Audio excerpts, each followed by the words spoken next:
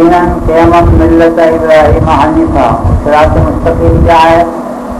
وہ دین قیم کی حیثیت رکھتا ہے اور ملت ابراہیم کی حیثیت رکھتا ہے. اور ابراہیم کی شان یہ ہے کہ وہ حنیفہ مسلمہ تھے، حنیف تھے، مسلم تھے. وما کان من المشرکین، اور وہ مشرکین میں سے نہیں تھے.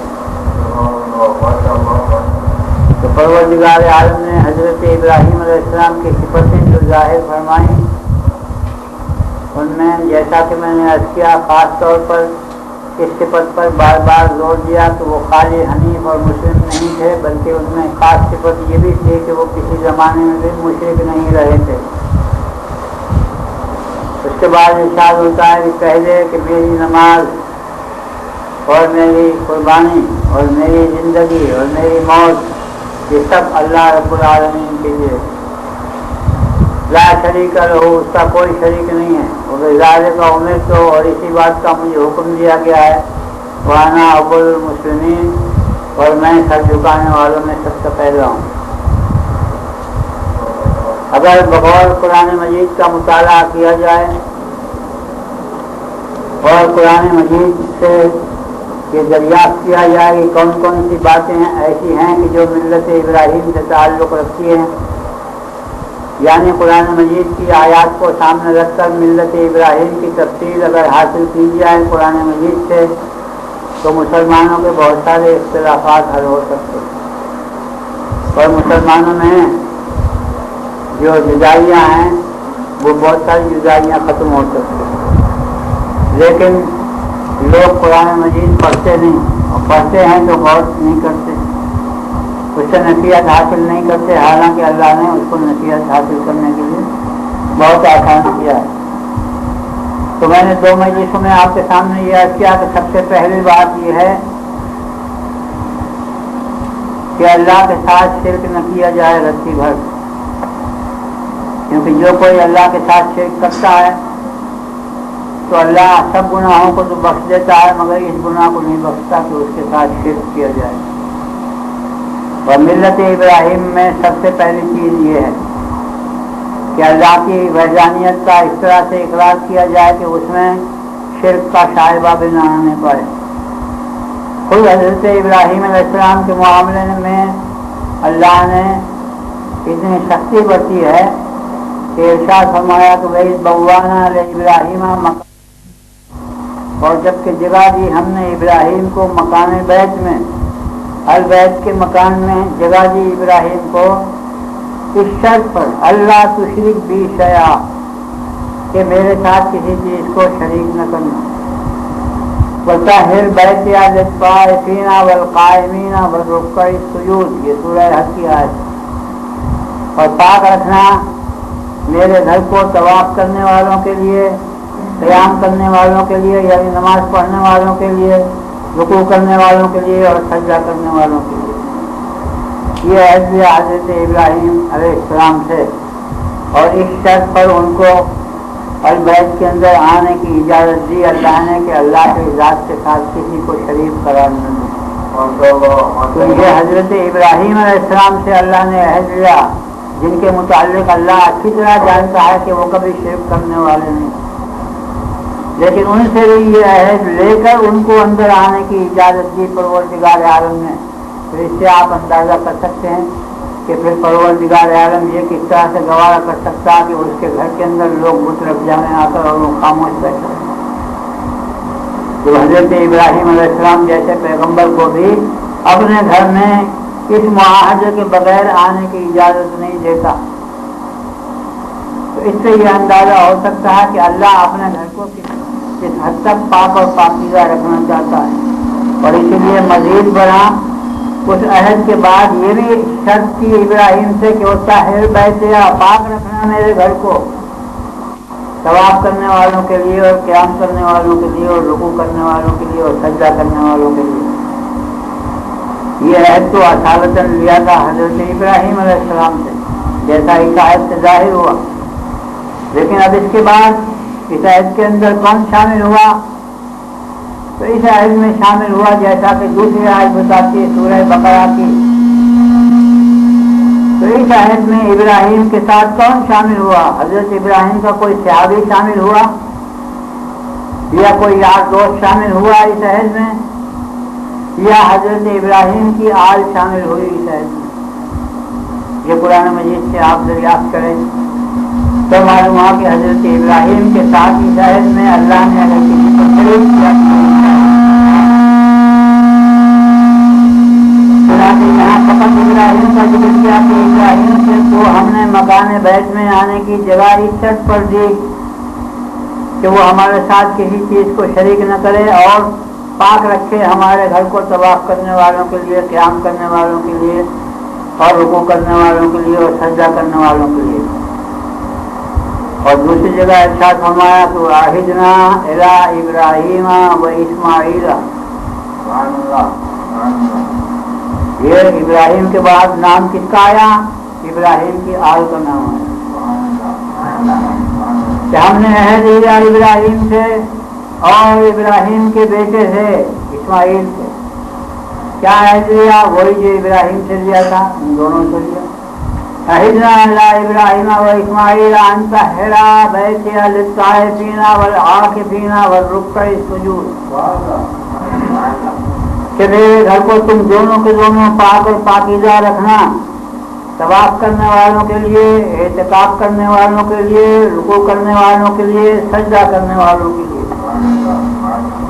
میں اس موقع پر تمام مسلمانوں کو دعوت دیتا ہوں کہ قرآن مجید میں تدبر کریں اور ملت ابراہیم سے اپنے اختلافات کو حل کریں۔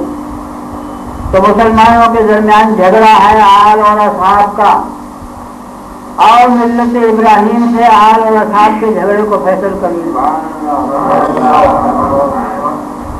تلاش کرو قرآن مجید کے اندر کہ کہاں کہاں اصحاب ابراہیم کا ذکر آیا ہے، اور تلاش کرو قرآن مجید کے اندر کہاں کہاں آل ابراہیم کا ذکر آیا ہے۔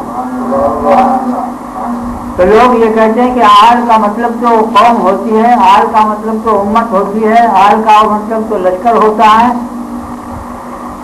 جیسے کہ کہتے ہیں کہ آل فرعون کا ذکر قرآن مجید میں آیا تو اس سے فرعون کی قوم مراد ہے، اس سے فرعون کا لشکر مراد ہے، فرعون کے ارکان دولت مراد ہیں، کیونکہ کہیں آل فرعون کہا پروردگار عالم نے، تو کہیں الی فرعون و ملئہ ہی کہا، کہیں الی فرعون و جنود ہی فرمایا، کہیں الی فرعون و قوم ہی فرمایا۔ لہٰذا یہ الفاظ جو اللہ نے استعمال فرمائے تو معلوم ہوا کہ فرعون کی قوم کو اللہ نے آل فرعون کہا، فرعون کے لشکر کو اللہ نے آل فرعون کہا، فرعون کے ارکان دولت کو اللہ نے آل فرعون کہا۔ مسلمان یہ سمجھتے ہیں سارے، شیعہ بھی ایسا ہی ترجمہ کرتے ہیں، سنی بھی ایسا ہی ترجمہ کرتے ہیں، کیا کریں بیچارے، مجبور ہیں، ان کی سمجھ میں بات ہی نہ آئی تو کس طرح سے حل کریں معاملے۔ اس لیے آل فرعون کا ترجمہ کرنے کے سلسلے میں سنی اور شیعہ مصیبت میں گرفتار ہیں، کیونکہ فرعون کے اولاد نہیں، فرعون کے اولاد نہیں ہیں، تو اس لیے مجبوراً، اور آل فرعون کا لفظ قرآن مجید میں جا بجا آیا ہے، اس لیے مجبوراً شیعہ گریز کرتے ہیں تو کہہ دیتے ہیں فرعون والے کر کے وہ ترجمہ کر کے گزر جاتے ہیں، مگر والے کہہ دینے سے تو کام نہیں چلتا، والے کی تو بحث ہو رہی، وہ یہی تو کہہ رہے ہیں کہ جو محمد والے ہیں وہ سب آل محمد ہیں۔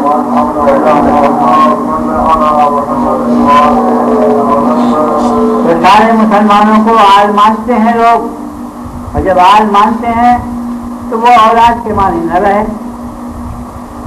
جو ہم تسلیم کرتے ہیں اپنی جگہ کے آل کے معنی اولاد کے، تو آل کے معنی جب مسلمانوں کے ہو گئے، سارے مسلمان ہی آل محمد ہو گئے تو بات ختم ہو گئی، آل کے وہ معنی نہیں رہتے، لیکن جو حقیقت ہے وہ اپنے مقام پر قائم رہتی ہے۔ اللہ نے اس کے لیے بہت ساری چیزیں ہمارے لیے رکھ دی کہ تاکہ ہم اسے سمجھ سکیں، اور دیکھیں کس طرح اللہ ہم کو سمجھاتا ہے، قرآن مجید سے ہم کو کس طرح اللہ سمجھاتا ہے کہ آل کے معنی لشکر کے نہیں ہیں، آل کے معنی قوم کے نہیں ہیں، آل کے معنی یار دوستوں کے نہیں ہیں، اصحاب کے نہیں ہیں، معنی آل کے۔ جو لوگ یہ کہتے ہیں کہ آل سے مراد سارے مسلمان ہیں، اول تو وہ خود اپنے منہ پر اپنے ہاتھ سے تماچا مار لیتے ہیں. کس طرح کہ نماز پڑھتے ہیں تو اس میں تو کہتے ہیں اللہم صلی علی محمد و علی آل محمد، اور جب نماز تمام کرتے ہیں تو پھر دوبارہ ضرور پڑھتے ہیں تو کہتے ہیں اللہم صلی علی محمد و علی آلہ و اصحابہ و ازواجہ. تو بھائی آل کے اندر اگر یہ سب پہلے ہی سے داخل تھے تو پھر اس کے بعد آل کے ساتھ یہ جوڑ کیوں لگا رہے ہو؟ تو آل کے بعد اصحاب ہی و ازواج ہی کا جب جوڑ لگا دیا لوگوں نے تو اس سے یہ بات ثابت ہو گئی کہ آل میں یہ داخل نہیں تھے.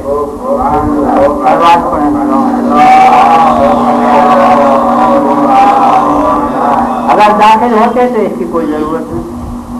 اچھا جناب، اس کے ماسوا سوال یہ ہے کہ تمام مسلمانوں کا اس بات پر اجماع ہے، اگرچہ لوگ بھول جاتے ہیں کہ وہ جھوٹ بولنے والوں کو یادداشت نہیں ہوتی ہے اس لیے بھول جاتے ہیں کہ ایک طرف تو یہ مانتے ہیں کہ رسول اللہ کی اولاد پر صدقہ حرام ہے، تو دوسری طرف پھر یہ کہتے ہیں کہ سارے کے سارے ہی مسلمان آل رسول ہیں، تو نتیجہ کیا نکلا کہ سارے مسلمانوں پہ صدقہ حرام ہے. تو پھر وہ صدقہ کہاں جائے گا، کسے دیا جائے گا؟ لہٰذا یہ تضاد پڑ جاتا ہے. اب اس کے آگے قرآن مجید میں ایک ایسی عظیم الشان دلیل بھی اللہ نے رکھی ہے کہ اگر اس پر غور کریں تو معاملہ بالکل حل ہو جاتا ہے. کیسے؟ آپ نے کہا کہ آج کے معنی امت کے، بہت اچھا، آج کے معنی امت یا آج کے معنی لشکر، دو معنی آپ نے معین کیے کہ فرعون کے حساب سے لشکر کے معنی مراد لے لیں کیونکہ وہ بادشاہ تھا، اس کے لشکر تھے بہت سارے اور لشکر سمیت وہ ڈوب گیا تھا، تو آل فرعون کو اللہ نے دبو دیا تھا جیسا قرآن مجید کے اندر آیا ہے. اس لیے فرعون کے لشکر کو لوگ آل فرعون کہتے ہیں. دوسرے لفظوں میں امت کو آل کہتے ہیں. اب قرآن مجید میں اللہ نے ایک ایسی آل کا بھی ذکر کیا ہے کہ جہاں نہ تو امت کے معنی ہو لگ سکتے ہیں اور نہ لشکر کے معنی لگ سکتے ہیں. وہ کون سی آیت ہے؟ اللہ نے فرمایا کہ ان اللہ اصطفیٰ آدم و نوحا و آل ابراہیم و آل عمران علی العالمین. اللہ نے چنا آدم کو اور نوح کو اور آل ابراہیم کو اور آل عمران کو تمام جہانوں پر. تمام جہانوں پر اللہ نے جو شخصیتوں کو اور جو ضروریتوں کو مصطفیٰ قرار دیا، برگزیدہ قرار دیا. تو کیا حضرت ابراہیم علیہ السلام مصطفیٰ نہیں، وہ برگزیدہ نہیں؟ دوسری جگہ فرماتا وَمَن يَرْغَبُ عَن مِّلَّةِ إِبْرَاهِيمَ إِلَّا مَن سَفِهَ نَفْسَهُ وَلَقَدِ اصْطَفَيْنَاهُ فِي الدُّنْيَا. کون ہے جو ملت ابراہیم سے روگردانی کرے سوائے اس شخص کے جو خود کو بیوقوف بنائے؟ وَلَقَدِ اصْطَفَيْنَاهُ فِي الدُّنْيَا، حالانکہ ہم نے ابراہیم کو دنیا میں مصطفیٰ قرار دیا ہے. تو حضرت ابراہیم علیہ السلام بھی مصطفیٰ ہیں، مگر اس آیت میں اللہ ان کو مصطفیٰ نہیں بتا رہا. کیا بات ہے؟ کیوں اللہ نے حضرت ابراہیم کو یہاں مصطفیٰ نہ بتایا؟ حالانکہ ہر ایک جو رسول بنایا جاتا ہے اس کا اصطفیٰ ہوتا ہے. اللہ یصطفی من الملائکۃ رسلا ومن الناس. اللہ چنتا ہے ملائکہ میں سے بھی رسولوں کو اور انسانوں میں سے بھی. جب چنتا ہے تو جو بھی رسول بناتا ہے، جس کو بھی اللہ نے رسول بنایا قرآن سے ثابت ہوا تو وہ مصطفیٰ ہے، وہ چنا ہوا ہے. تو پھر اس آیت میں کیوں حضرت ابراہیم کا نام نہیں لیا؟ تو راز اصلی یہ ہے کہ اللہ یہ بتانا چاہتا ہے کہ دو تو باپوں کی حیثیت سے مصطفیٰ ہوئے اور دو اولادوں کی حیثیت سے اصطفیٰ ہوا ہے. دو کا باپ کی حیثیت سے کون کون مصطفیٰ ہوئے؟ ایک آدم. کیا آدم سے بڑا باپ ہے کوئی؟ سارے انسان آدم کی اولاد ہیں، اس لیے سب سے بڑا باپ آدم ابو البشر ہے. تو باپ ہونے کی حیثیت سے آدم کو مصطفیٰ بتا رہا ہے اللہ. باپ ہونے کی حیثیت سے ابراہیم علیہ السلام مصطفیٰ نہیں ہے، کیونکہ باپ ہونے کی وہ حیثیت ان کو حاصل نہیں ہے جو آدم کو حاصل ہے. کیونکہ آدم کی ضروریت میں تو سارے انسان ہیں، حضرت ابراہیم علیہ السلام کی ذریت میں سارے انسان نہیں ہیں، بلکہ اعلیٰ ابراہیم کا لفظ ہی بتا رہا ہے کہ ان کی آل تو کچھ تھوڑے سے حصے کے اوپر بولی جا سکتی، ساری دنیا کے لوگ ان کی آل میں نہیں ہیں۔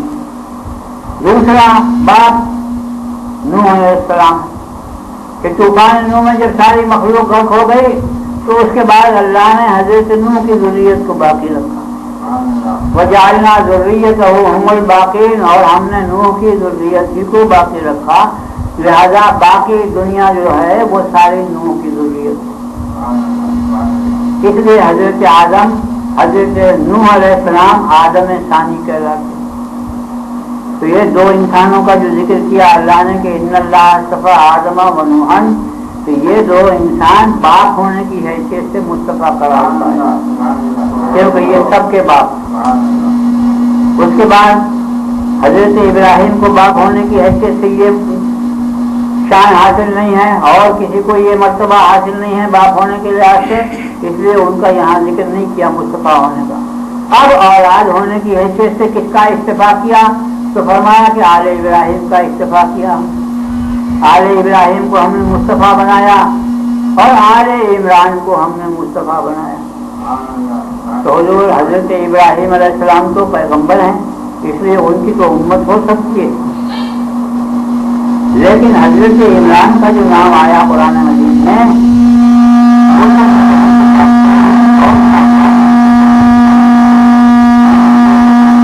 نہ ان کو امام بنایا۔ بولیے اگر بنایا تو کسی آیت میں اگر ذکر ہو ان کے نبی یا امام یا رسول ہونے کا تو آیت پیش کرنا۔ تو حضرت عمران نہ رسول ہیں نہ بادشاہ ہیں، اور آپ نے آل کے معنی امت کے کیے یا لشکر کے کیے، تو جب حضرت عمران رسول نہیں تو امت کہاں سے آئی؟ تو پھر آل عمران کی کیا معنی؟ امت کے معنی تو لگ نہیں سکتے کیونکہ عمران رسول تو ہے ہی نہیں۔ دوسرے معنی آپ نے آل کے کیے کہ لشکر کے معنی ہوتے ہیں آل کے، تو حضرت عمران کہیں کے بادشاہ نہیں۔ پھر آل عمران کی کیا معنی ہوئے سوائے اس کے کہ آل عمران کا مطلب ہے اولاد عمران، نہ امت عمران مراد ہے نہ لشکر عمران مراد ہے، کیونکہ نہ عمران رسول ہے اور نہ عمران بادشاہ۔ براہ راست آل کے معنی اولاد کے ہیں، اور اسی لیے آگے کی آیت میں ارشاد ہو رہا ہے کہ اس قالت امراۃ عمران رب انی نذرت لک ما فی بطنی محررا فتقبل منی انک انت السمیع العلیم، کہ جب کہ کہا زوجہ عمران نے کہ اے میرے پروردگار جو کچھ میرے پیٹ میں ہے میں اس کو تیری نظر کرتی ہوں، آزاد کرتی ہوں تیری راہ میں، تو تو اس کو قبول فرما مجھ سے۔ فلما وضعتها قالت رب انی وضعتها انثى واللہ اعلم بما وضعت وليس الذکر کالانثى وانی سمیتها مریم وانی اعیذها بک وذریتها من الشیطان الرجیم۔ تو جب وہ جنی تو مریم کو جنی تو کہنے لگی کہ پروردگارا میں تو لڑکی جنی ہوں، اور لڑکا لڑکی کی مثل نہیں ہوتا، یعنی بیت المقدس کی خدمت کے لیے تو لڑکے کی ضرورت ہے، اور میں نے اس کا نام مریم رکھا، اور میں اسے اور اس کی ذریت کو تیری پناہ میں دیتی ہوں۔ لہذا آل عمران کو جو اللہ نے مصطفیٰ قرار دیا، تو مصطفیٰ قرار دینے کے ساتھ اب اللہ اس کی تصدیق بھی فرماتا ہے۔ عمران کی بیٹی ہوئی مریم، اور مریم سے اللہ نے فرمایا کہ اس قالت الملائکۃ یا مریم ان اللہ اصطفاک، اے مریم تجھے اللہ نے مصطفیٰ بنایا ہے، چنا ہے اللہ نے تجھ کو۔ لہذا اللہ نے جو آل عمران کو چنا، آل عمران کو برگزیدہ قرار دیا، وہ بلا شبہ ذریت عمران کو چنا، اور اس کے بعد لفظ آل کی تشریح خود اللہ نے اس جگہ فرما دی کہ ذریتم بعضها من بعض، آیت کے اندر بھی لفظ ذریت موجود ہے۔ اب جناب عالی اب یہ غور کریں آپ قرآن مجید سے کہ ہم جو ہر جگہ رسول اللہ کے ساتھ ان کی آل کا ذکر کرتے ہیں، اور کسی اور کا ذکر ہم نہیں کرتے، اصحاب کا ہم ذکر نہیں کرتے رسول اللہ کے ساتھ، حالانکہ ہم اصحاب کو بھی مانتے ہیں جیسا کہ لیکن ذکر آل کا ہم کرتے ہیں بیشتر. تو یہ بات ہم نے کہاں سے سیکھی ہے؟ ہم نے حضرت ابراہیم ہی سے تو سیکھی. کیوں؟ اس لیے کہ جہاں بھی ذکر کیا اللہ نے کسی عہدے کا یا کسی منزلت کا تو حضرت ابراہیم کو وہاں اپنی آل یاد آئی. جب اللہ نے فرمایا کہ انی جاعلک للناس اماما، میں تجھے لوگوں کا امام بنانے والا ہوں، تو فوراً حضرت ابراہیم نے کہا ومن ذریتی، اور میری ذریت میں سے. قال لا ینال عہد الظالمین، تو اللہ نے فرمایا کہ میرا عہد ظالموں کو نہیں پہنچے گا. تو حضرت ابراہیم نے بھی اپنے ذریت ہی کا تو ذکر کیا، اصحاب کا تو ذکر نہیں کیا. اسی طرح اور دوسری جگہ دیکھیے، یہ ایک جگہ نہیں ہے، قرآن مجید بھرا پڑا ہے ان باتوں سے. دوسری جگہ دیکھیے سورہ ابراہیم میں وَإِذْ قَالَ إِبْرَاهِيمُ رَبِّ اجْعَلْ هَٰذَا الْبَلَدَ آمِنًا وَاجْنُبْنِي وَبَنِيَّ أَن نَّعْبُدَ الْأَصْنَامَ. اور جبکہ ابراہیم نے یہ دعا کی کہ اے پروردگار تو اس شہر کو امن کا شہر بنا، اس شہر کو امن کا شہر قرار دے، اور مجھے اور میری ذریت کو اس بات سے بچا کہ ہم بتوں کی پرستش کریں. تو یہاں بھی وجنبنی و بنیہ ہے، مجھے اور میری اولاد کو اس بات سے محفوظ رکھ کہ ہم بتوں کی پرستش کریں. اور کسی کا ذکر نہیں کرتے، اپنے یار دوستوں کا ذکر نہیں کیا. حضرت ابراہیم علیہ السلام نے اپنا اور اپنی اولاد کا ذکر کیا. دو باتیں ہوئی. تیسری بات، اب باپ بیٹے دونوں یہی دعا کرتے ہیں. جب کعبے کی دیواریں بلند کر رہے تھے تو بھی دعا کر رہے تھے، تو دعا کرتے میں کیا کہتے ہیں کہ ربنا وجعلنا مسلمین لک ومن ذریتنا امۃ مسلمۃ لک. اے پروردگار تو ہم دونوں کو بھی دو مسلم قرار دے اور ہماری ذریت میں سے بھی ایک امت مسلمہ پیدا کر. تمہارے یار دوستوں کا کوئی ذکر نہیں، ذریت ہی کا ذکر ہے کہ ہماری ذریت میں سے ایک امت مسلمہ پیدا کر، اور اس ذریت میں سے ایک رسول مبعوث فرما جو ایسا اور ایسا اور ایسا ہو.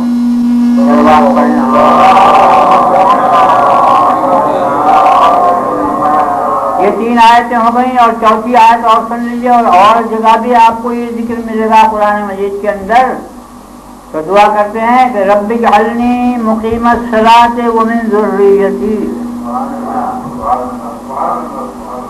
کہ پروردگارا تو مجھے بھی نماز گزار بنا اور میری ذریت میں سے بھی نماز گزار پیدا کر. تو جناب ذریت کا ذکر تو میں نے اتنی جگہ آپ کو دکھایا، تو میں یہ دعوت دیتا ہوں کہ آپ قرآن مجید میں سے کسی ایک جگہ سے بھی حضرت ابراہیم کے اصحاب کا ذکر دکھا دیں. کوئی ایک آیت پیش کر دیں جس میں اصحاب ابراہیم کا ذکر آیا. کسی جگہ نہیں آیا تو قوم ابراہیم کا لفظ آیا ہے قرآن مجید کے اندر. تو قوم ابراہیم کا جو ذکر آیا ہے تو وہ جہنم میں جانے والوں کے ذیل میں آیا ہے قوم ابراہیم کا. أَلَمْ يَأْتِهِمْ نَبَأُ الَّذِينَ مِنْ قَبْلِهِمْ قَوْمَ نُوحٍ وَعَادٍ وَثَمُودَ وَقَوْمَ إِبْرَاهِيمَ وَأَصْحَابِ مَدْيَنَ وَالْمُؤْتَفِكَاتِ أَتَتْهُمْ رُسُلُهُمْ بِالْبَيِّنَاتِ فَمَا كَانَ اللَّهُ لِيَظْلِمَهُمْ وَلَكِنْ كَانُوا أَنفُسَهُمْ يَظْلِمُونَ. کیا ان کے پاس خبر نہیں آئی ان لوگوں کی جو پہلے تھے، یعنی قوم نوح اور عاد اور ثمود کی اور قوم ابراہیم کی اور اصحاب مدین کی اور مؤتفقات کی، کہ ان سب کے پاس رسول آئے تو انہوں نے سبوں کو جھٹلایا. تو اللہ نے ان پر ظلم نہیں کیا بلکہ انہوں نے خود اپنی جانوں پر ظلم کیا. تو قوم نوح بھی ہلاک ہوئی، اس پر بھی لعنت. عاد بھی ہلاک ہوئے، ثمود بھی ہلاک ہوئے، قوم ابراہیم بھی ہلاک ہوئی، قوم لوط بھی ہلاک ہوئی. تو قوم کا لفظ جہاں جہاں بھی اللہ نے استعمال فرمایا ہے اس سے آپ اندازہ لگا لیجئے کہ حضرت ابراہیم علیہ السلام کی قوم تو ہلاک ہو گئی اور جہنمی قرار پائی. لیکن قوم اور آل کے معنی اگر ایک ہوتے تو پھر قوم ابراہیم کو اللہ جہنمی نہ بتاتا اور آل ابراہیم کے مراتب نہ بیان فرماتا.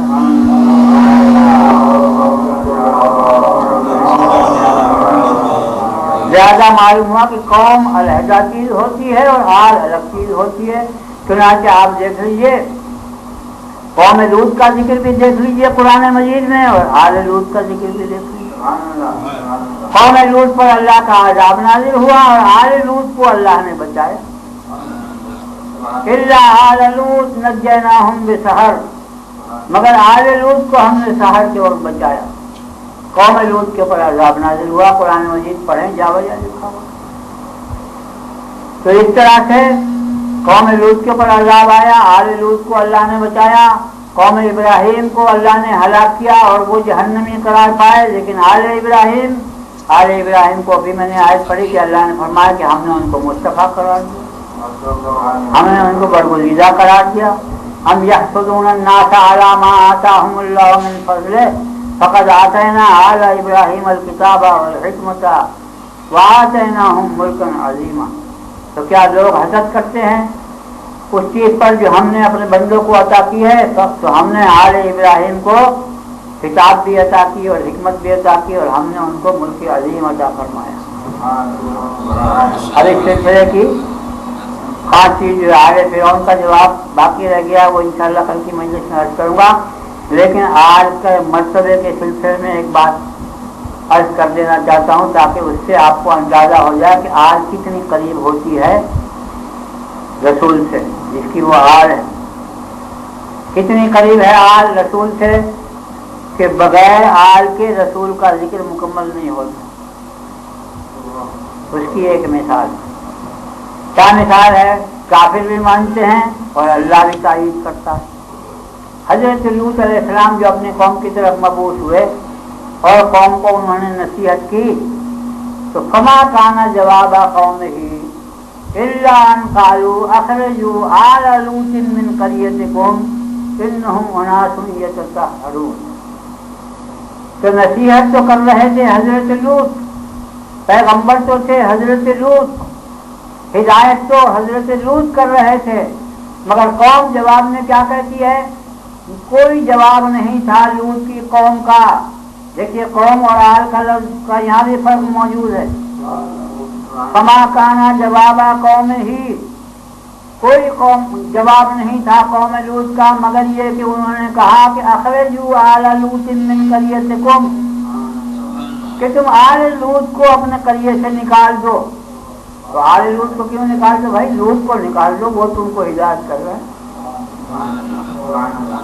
تو آل لوط کے نکالنے ہی کے معنی یہ ہے کہ جب آل نکلے گی تو لوط خود ہی نکل جائے گا. لہذا کافروں کی نظر میں بھی لوط اکیلا نہیں نکل سکتا، آل کے ساتھ ہی نکلے گا. کافروں کی نظر میں بھی آل کا رسول کے ساتھ جوڑ ملا ہوا ہے، الگ نہیں ہو سکتی آل رسول سے. اور جو شان پیغمبر کی ہے وہی شان اس کی آل کی. اخرجوا آل لوط من قریتکم انہم اناس یتطہرون، کہ یہ لوگ ایسے لوگ ہیں کہ یہ بالکل پاکیزہ لوگ ہیں. تو جیسے پاک اور پاکیزہ حضرت لوط علیہ السلام ہے ایسے ہی پاک اور پاکیزہ ان کی آل ہے. لہذا کافروں نے بھی جو بات حضرت لوط کے لیے کہنی چاہیے تھی وہ بات انہوں نے آل لوط کے لیے کہی. اسی طرح سے اللہ بھی کسی قسم کی بات فرماتا ہے. کیا فرماتا ہے؟ جب آئے فرشتے اللہ کی طرف سے تو پہلے حضرت ابراہیم علیہ السلام کے پاس آئے. وَلَمَّا جَاءَتْ رُسُلُنَا إِبْرَاهِيمَ بِالْبُشْرَىٰ قَالُوا إِنَّا مُهْلِكُو أَهْلِ هَٰذِهِ الْقَرْيَةِ. جب آئے فرشتے ہمارے ابراہیم کے پاس تو انہوں نے کہا کہ ہم اس قریے کے لوگوں کو ہلاک کرنے والے ہیں. قَالَ إِنَّا فِيهَا لُوطًا، انہوں نے کہا اس میں تو لوط بھی ہے. قَالُوا نَحْنُ أَعْلَمُ بِمَنْ فِيهَا، انہوں نے کہا کہ ہم زیادہ جانتے ہیں وہاں کون ہے. لَنُنَجِّيَنَّهُ وَأَهْلَهُ إِلَّا امْرَأَتَهُ كَانَتْ مِنَ الْغَابِرِينَ، ہم ضرور اس کو بھی نجات دیں گے اور اس کے اہل کو بھی نجات دیں گے مگر اس کی بیوی کو نجات نہیں دیں گے.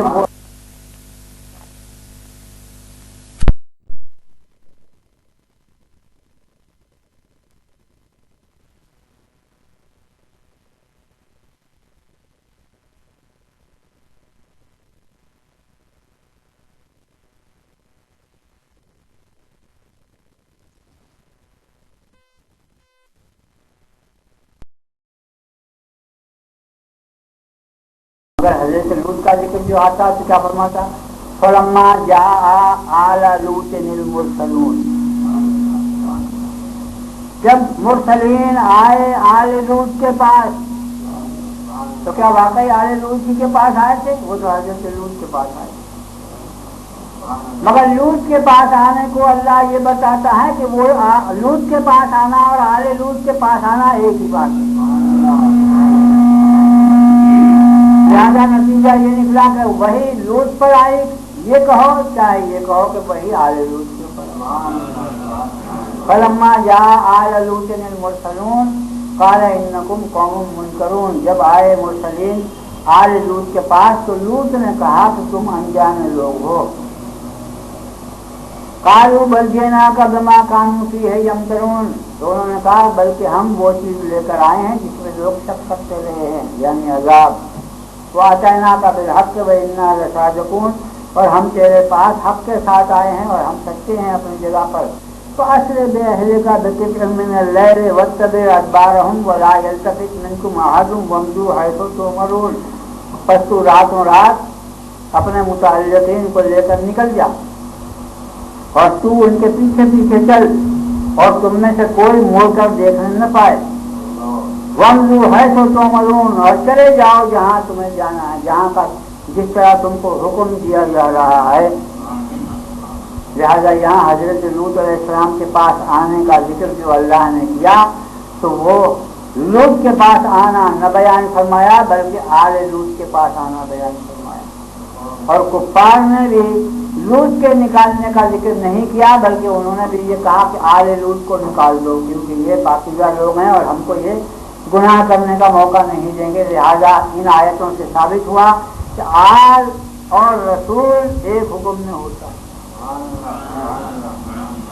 اور آل کا ذکر رسول کے ذکر کے ساتھ اللہ بھی کرتا ہے اور اللہ کے بندے بھی کرتے ہیں۔ اس لیے جب درود بھیجنے کا اللہ نے حکم دیا تو لازم ہے کہ ہم درود میں محمد کے ساتھ آل محمد کا بھی ذکر کریں،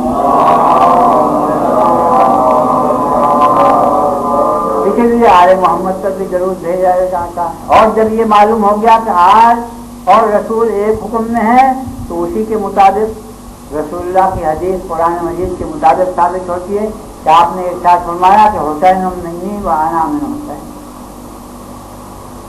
حسین مجھ سے ہے اور میں حسین سے ہوں، آل رسول سے ہے اور رسول آل سے ہے، گویا یہ فرماتے ہیں کیونکہ اللہ نے آل کے ساتھ رسول کا ایسا جوڑ لگایا کہ رسول آل سے ہے اور آل رسول سے ہے، تو اس لیے حسین رسول سے ہیں اور رسول حسین سے۔ اس کے معنی کیا نکلے کہ جن لوگوں نے حسین کو قتل کیا انہوں نے حسین کو قتل نہیں کیا بلکہ محمد کو قتل کیا، اور وہ مجرم ہے رسول اللہ کے قتل کرنے کے۔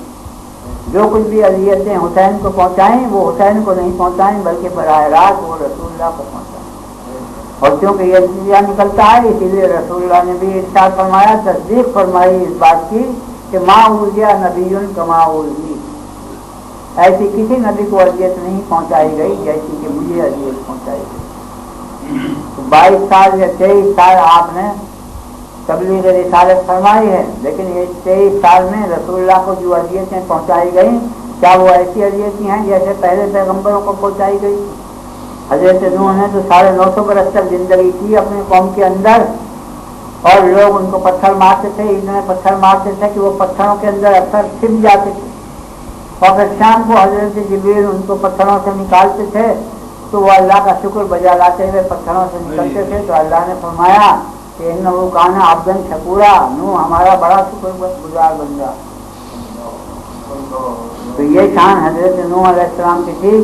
ان مصیبتوں کے مقابلے میں رسول اللہ کی ظاہری زندگانی کی مصیبتوں کا اگر مقابلہ کیا جائے تو مقابلے میں پوری نہیں ہوتی، لیکن اگر امام حسین علیہ السلام کی مصیبتوں کو رسول اللہ کی مصیبتوں کی فہرست میں شامل کر لیا جائے تو پھر بلا شک و شبہ یہ کہنے کا حق پہنچتا ہے کوئی نبی ایسا نہیں ہے جس کی مصیبتیں محمد مصطفیٰ کی مصیبتوں کی برابر۔ تو اتنی مصیبتیں جو پہنچائی گئیں وہ امام حسین علیہ السلام کو پہنچائی گئیں، اور امام حسین کو جو ستایا گیا وہ گویا رسول اللہ کو ستایا گیا۔ لہٰذا امام حسین کی مصیبتیں رسول اللہ کی مصیبتیں ہیں اور رسول اللہ کی مصیبتیں امام حسین کی مصیبتیں ہیں، اور یہ بات میں نہیں کہہ رہا بلکہ پہلے کے لوگ بھی اس بات کو تسلیم کر گئے، اور سر شہادتین جو کتاب لکھی گئی ہے اس کے اندر اسی بات کا اظہار کیا گیا ہے کہ حسن اور حسین کی شہادت حسن اور حسین کی شہادت نہیں ہے بلکہ وہ خود رسول اللہ کی شہادت کہ ظاہری اور باطنی دونوں طرح کی شہادتوں سے اللہ نے نوازا ہے رسول اللہ کو. تو باطنی شہادت امام حسن علیہ السلام کے ذریعے سے رسول اللہ کو حاصل ہوئی اور ظاہری شہادت کا شرف امام حسن علیہ السلام کی شہادت کے ذریعے سے رسول اللہ کو حاصل ہوا. تو یہ درجات رسول اللہ کو اپنے نوازوں کے ذریعے سے حاصل ہوئے. اسی لیے خصوصیت کے ساتھ امام حسین علیہ السلام کا انتظار کرتے تھے رسول اللہ کہ جس کے لیے لکھا ہے کہ ایک بار رسول اللہ کسی جنگ میں تشریف لے گئے تھے اور ولادت ہونے والی تھی امام حسن علیہ السلام کی.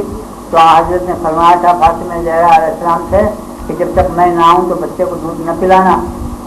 لیکن جب رسول اللہ تشریف لائے تو آپ نے آنے کے بعد دریافت کیا کہ تم نے دودھ پلا دیا. تو حضرت فاطمہ زہرا علیہ السلام نے عرض کیا کہ ہاں بابا میں نے دودھ پلا دیا. تو رسول اللہ نے مواخذہ نہیں کیا فاطمہ زہرا سے کہ میں نے تو منع کر دیا تم نے کیوں پلا دیا. اس لیے مواخذہ نہیں کیا کہ دودھ پینے کی اور دودھ پلانے کی بھی وحی نازل ہوتی ہے اللہ کی طرف سے. جو اللہ کی حجتیں ہوتی ہیں ان کی ماؤں پر بھی وحی نازل ہوتی ہے اور اللہ کی حجتوں پر بھی وحی نازل ہوتی ہے کہ دودھ پیو. اور ماں کو حکم ہوتا ہے کہ دودھ پلا. وَأَوْحَيْنَا إِلَىٰ أُمِّ مُوسَىٰ أَنْ أَرْضِعِيهِ ہم نے موسیٰ کی ماں پر وحی بھیجی کہ اپنے بچے کو دودھ پلا. اور موسیٰ پر وحی نازل کی کہ وَحَرَّمْنَا عَلَيْهِ الْمَرَاضِعَ مِنْ قَبْلُ ہم نے موسیٰ پر سارے پستان حرام قرار دے دیے تھے. تو سارے پستان کیسے حرام قرار دے دیے تھے؟ موسیٰ پر وحی آ گئی تھی کہ اپنی ماں کے سوا کسی دوسری عورت کا دودھ ہرگز نہ پینا. لہذا پینے والے پر بھی وحی آئی اور پلانے والی پر بھی وحی آئی. تو رسول اللہ جانتے ہیں کہ ان کی بیٹی کس منزلت پر فائز ہے. جانتے ہیں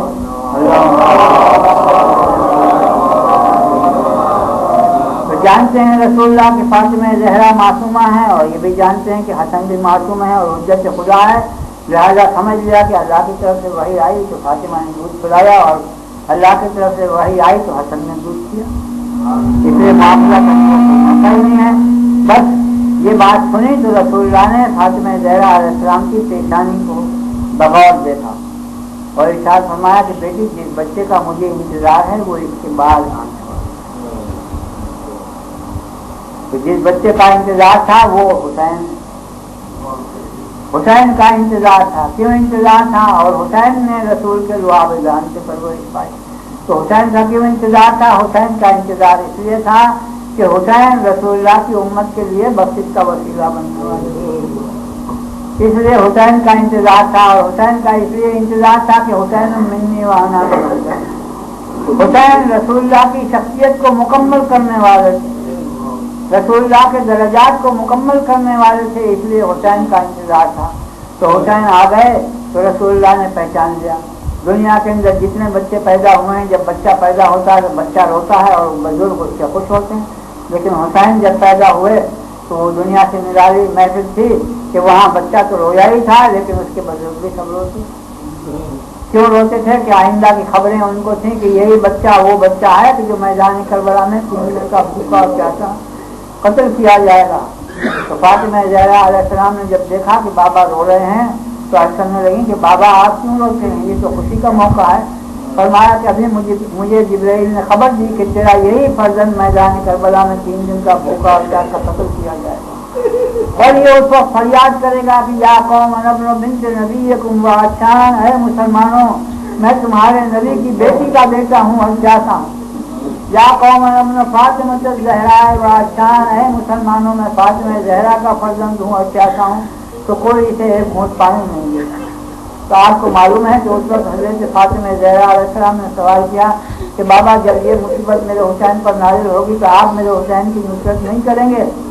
تو آپ نے ارشاد فرمایا کہ بیٹی اس وقت نہ میں ہوں گا نہ علی ہوں گے اور نہ تم ہوگی اور نہ حسن ہوں گے. تو فاطمہ زہرا علیہ السلام نے اس کے بعد جو سوال کیا وہ صرف یہ سوال تھا کہ بابا جو ہم میں سے کوئی نہیں ہوگا تو میرے حسین پر روئے گا کون؟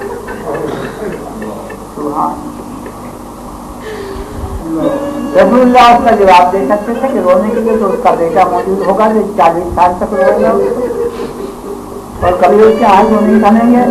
اور رونے کے لیے اس کی بہن ہوگی جو برابر ساری عمر روتی رہے گی، اور رونے کے لیے اس کی بیویاں ہوں گی جو برابر روتی رہیں گی، یہاں تک کہ صحن خانہ میں بیٹھی رہیں گی اور روتی رہیں گی۔ لیکن رسول اللہ نے یہ نہ فرمایا، بلکہ اس کے بدلے رسول اللہ نے ایک اور عجیب و غریب بات ارشاد فرمایا کہ حسین کے رونے کے بارے میں تو فکر نہ کر، اس کے لیے جو اللہ برابر ایسے لوگوں کو پیدا کرتا رہے گا کہ جو تیرے حسین کو وہاں سے بہاتے رہیں گے، قیامت تک حسین کو روئیں گے اور ایسا روئیں گے حسین کو سال کے سال تیرے حسین کا غم برپا کریں گے، عورتیں بھی روئیں گی، مرد بھی روئیں گے، جوان بھی روئیں گے اور بچے بھی روئیں گے۔ تو فاطمہ زہرا علیہ السلام کو تسکین حاصل ہو گئی کہ حسین کے رونے والے پیدا ہوتے رہیں گے۔ تو اس وقت فاطمہ زہرا علیہ السلام نے سوال کیا کہ اے بابا، جب میرے حسین کے رونے والے اس طرح حسین پر روئیں گے تو آپ اس کو کیا صلا دیں گے؟ رسول اللہ نے فرمایا کہ اے بیٹی، میں ان کو یہ صلا دوں گا کہ میں جنت میں اس وقت تک قدر نہیں رکھوں گا جب تک تیرے حسین کے رونے والوں کو اپنے ساتھ نہ لے لوں۔ پھر رسول اللہ نے پوچھا کہ بیٹی اب تو کیا صلا دے گی حسین کے رونے والوں کو؟ تو عرض کرنے لگی کہ بابا میں کیا صلا دے سکتی ہوں، ہاں جہاں کہیں بھی میرے حسین کی مجلس برپا ہوگی میں اس مجلس میں جاؤں گی اور رونے والوں کے آنسو اپنے رومال سے خوش کروں گی اور کہوں گی کہ خدا حال تمہارا کہ تم مجھ دکھیا پر احسان کرتے ہو، تم اس کو روتے ہو جس کا کوئی رونے والا نہیں۔ تو یہ شان ہے حسین کی۔ تو فاطمہ زہرا علیہ السلام کہتی ہیں کہ اس کو روتے ہو جس کا کوئی رونے والا نہیں تھا۔ تو میں کہتا ہوں کہ بیوی رونے والے تو موجود تھے لیکن ان کو رونا نہیں دیا جاتا تھا، جو کوئی روتا تھا تو اس کو تالیاں مار مار کر خاموش کیا جاتا تھا اور نیزے سے بہت رو کر خاموش کیا جاتا تھا۔ اللہ رحم